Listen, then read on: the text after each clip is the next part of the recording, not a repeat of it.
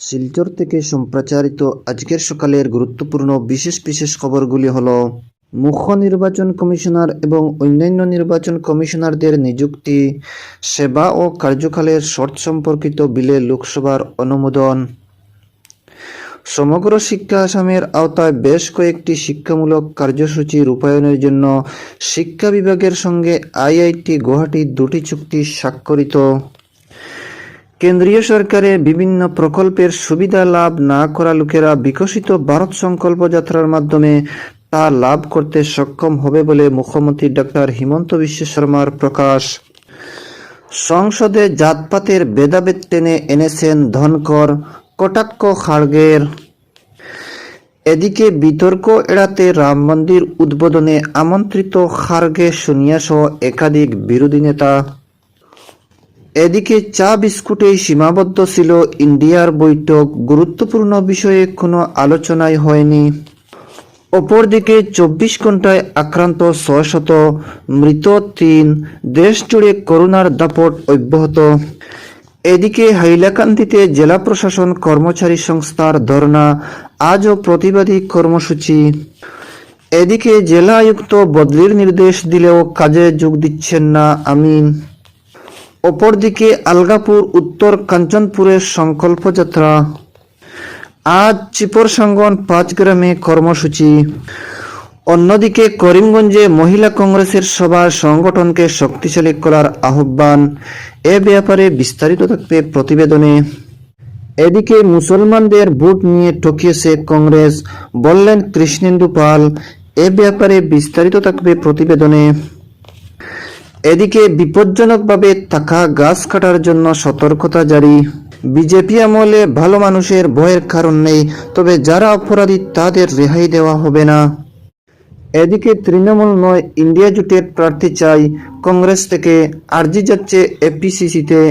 24কে সামনে রেখে করিমগঞ্জে 7 ব্লক কংগ্রেস সভাপতির বৈঠক।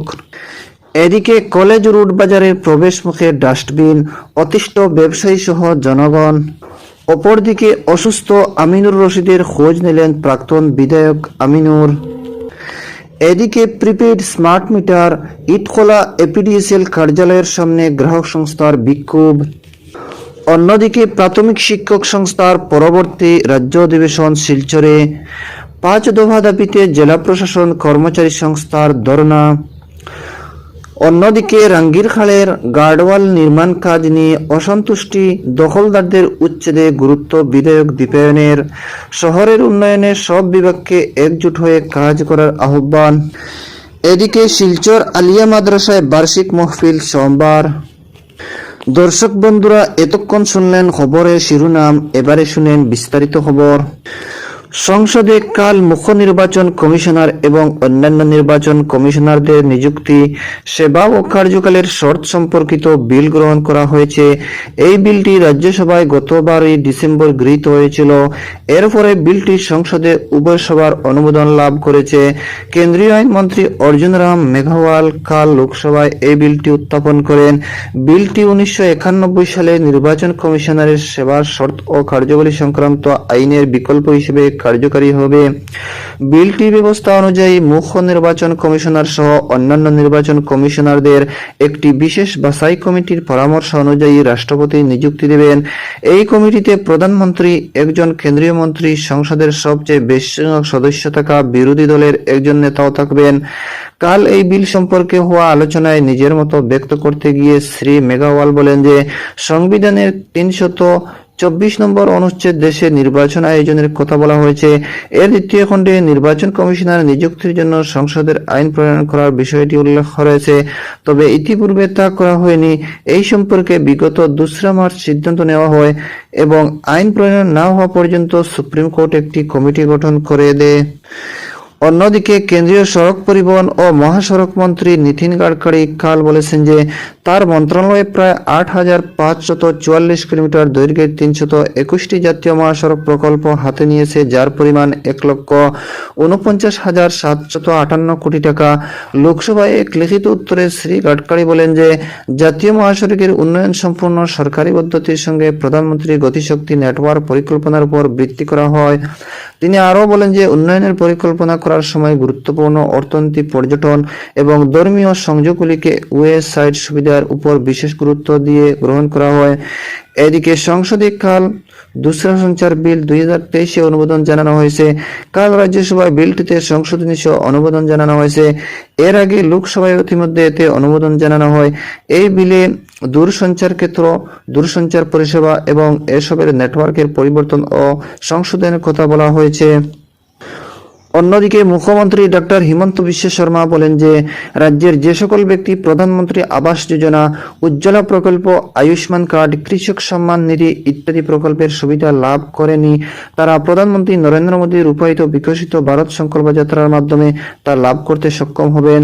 কাল কামরূপ জেলার পলাশবাড়ি বিধানসভা কেন্দ্রের রামপুর উন্নয়ন খণ্ডের 25 নম্বর উপরহালি গ্রাম পঞ্চায়েতের উদ্যোগে আয়োজিত বিকশিত ভারত সংকল্প যাত্রা অনুষ্ঠানে মুখ্যমন্ত্রী ডক্টর হিমন্ত বিশ্ব শর্মা একথা জানান।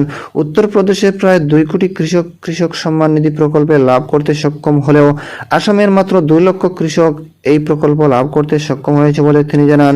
এর কারণ বিভিন্ন প্রকল্প সম্পর্কে সচেতনতার অভাব এবং অবগত না হওয়া সহ রাজ্য সরকারের প্রচার কম হয়েছে বলেও মুখ্যমন্ত্রী স্বীকার করেন। অনুষ্ঠানে জেলার অভিভাবক মন্ত্রী চন্দ্রমোহন পাটোয়ারি, বিধায়ক, জেলা আয়ুক্ত সহ বিভিন্ন বিভাগের সরকারি আধিকারিক ও দলীয় কর্মী উপস্থিত ছিলেন। এদিকে আইআইটি গুয়াহাটি সমগ্র শিক্ষা আসামের অধীনে বেশ কয়েকটি শিক্ষামূলক কার্যসূচি রূপায়ণের জন্য শিক্ষা বিভাগের সঙ্গে 2টি চুক্তিতে কাল স্বাক্ষর করেছে। সমগ্র শিক্ষা আসামের অধীনে শিক্ষার্থীদের সর্বাঙ্গীন উন্নয়নের ক্ষেত্রে উদ্ভাবনী পদক্ষেপ গ্রহণের জন্য এই চুক্তি স্বাক্ষর করা হয়েছে। এর অপেক্ষায় আয়োজিত অনুষ্ঠানে আইআইটি গুয়াহাটির সঞ্চালক অধ্যাপক রাজীব আহুজা এবং সমগ্র শিক্ষা আসামের কার্যবাহী সঞ্চালক সঞ্জয় দত্ত উপস্থিত ছিলেন। শিক্ষামন্ত্রী ডক্টর রনোজ পেগু এই চুক্তি স্বাক্ষরের জন্য আইআইটি গুয়াহাটিকে ধন্যবাদ জ্ঞাপন করেন। এই পদক্ষেপ সমগ্র শিক্ষা আসাম সহ রাজ্যের শিক্ষার্থীদের উপকৃত হবে বলে আশা প্রকাশ করেন। অন্যদিকে হাইলাকান্দিতে জেলা প্রশাসন কর্মচারী সংস্থার ধর্ণা, আজও প্রতিবাদী কর্মসূচি। গোটা রাজ্যের সঙ্গে হাইলাকান্দি জেলা ও সারা অসম জেলা প্রশাসন কর্মচারী সংস্থার বিভিন্ন দাবির সমর্থনে 2 দিন ব্যাপী 2 ঘন্টা কর্মবিরতি কর্মসূচি বৃহস্পতিবার থেকে শুরু হয়েছে। এদিন জেলা আয়ুক্তের কার্যালয়ের সব ধরনের কাজ রীতিমতো স্তব্ধ করে সকাল 10টা থেকে 12টা পর্যন্ত ধর্মা কর্মসূচি পালন করা হয়েছে। এদিন সংস্থার দাবিগুলি তুলে ধরে জেলা কমিটির কর্মকর্তা নীলকণ্ঠনাথ জানান, মূলত 5 দাবি নিয়ে এবারের আন্দোলন। এর মধ্যে রয়েছে জেলা প্রশাসন কর্মচারীদের পৃথক বেতন কাঠামো প্রদান করা, জেলা আয়ুক্তের কার্যালয়ে অধীক্ষক ও অ্যাকাউন্ট্যান্ট পদ সৃষ্টি করা ও হেড অ্যাসিস্ট্যান্ট এর পদ বৃদ্ধি করা, সুপারভাইজারি অ্যাসিস্ট্যান্ট পদে পদোন্নতির সময় বেতন বৃদ্ধি করা, প্রসেস সার্ভেন্টদের অতিরিক্ত 3% বেতন প্রদান করা, এছাড়া এনপিএস বাতিল করে ওপিএস পুনরায় চালু করা। এদিকে আলগাপুর উত্তর কাঞ্চনপুরের সংকল্প যাত্রা আজ চিরসাঙ্গন ও 5 গ্রামে কর্মসূচি। হাইলাকান্দি জেলার বিকশিত ভারত সংকল্প যাত্রার অধীনে জিপিগুলিতে আয়োজিত বিভিন্ন কর্মসূচির অঙ্গ হিসেবে কাল আলগাপুর জিপি ও উত্তর কাঞ্চনপুর জিপিতে পৃথকভাবে বিশেষ সভার আয়োজন করা হয়েছে। এ উপলক্ষে উভয় জিপিতে কেন্দ্রীয় সরকারের বিভিন্ন প্রকল্পের সফল রূপায়ণের চিত্র তুলে ধরতে স্পষ্ট খোলা হয়।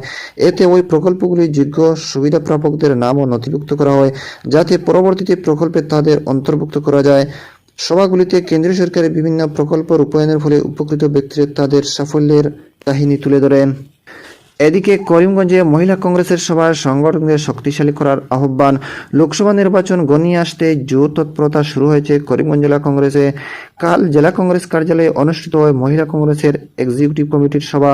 উপস্থিত ছিলেন প্রদেশ মহিলা কংগ্রেসের 2 সাধারণ সম্পাদিকা রীতা সিনহা ও নূর নিহার। অপরদিকে মুসলমানদের ভোট নিয়ে টপকেছে কংগ্রেস, বললেন কৃষ্ণেন্দু পাল। সংখ্যালঘু মুসলমান ভোট একচেটিয়া কংগ্রেস পেয়েছে দীর্ঘ বছর, কিন্তু মুসলমানদের আর্থসামাজিক উন্নয়ন করেছে কি?